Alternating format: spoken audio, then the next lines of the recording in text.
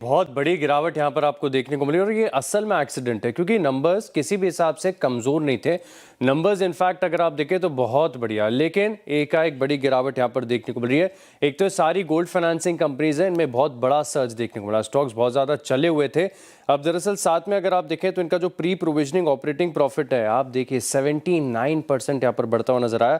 370 करोड़ का आंकड़ा है। हालांकि जो मुनाफे के आंकड़े में ज़बरदस्त बढ़त आप देख रहे थे, इसके पीछे कारण ये है कि जो वन ऑफ इंटरेस्ट इनकम आई थी तकरीबन 650 करोड़ की, इसका एक असर देखने को मिला और आगे भी इंपैक्ट यहाँ पर है। लेकिन अगर आप कुछ कोर पैरामीटर्स पर देखें तो सोने के साथ लिंक आपको समझ में आएगी। जो गोल्ड टनेज यानी इनके पास कितने सोने का रिजर्व है, तो 205 टन का रिजर्व है सोने का इनके पास। आप देखिए सीक्वेंशियल तौर पर तकरीबन 2% का डिक्लाइन यहाँ पर देखने को मिला, लेकिन पिछले साल के मुकाबले सोने की कीमतें ज़्यादा हैं। इसी के चलते अगर आप देखें तो 1.5% की यहाँ पर बढ़त देखने को मिली। जो लोन टू वैल्यू रेशियो है, यानी कितने सोने पर कितना लोन दे सकते हैं, तो सीधे तौर पर इसका लिंक सोने की कीमतों के साथ होता है।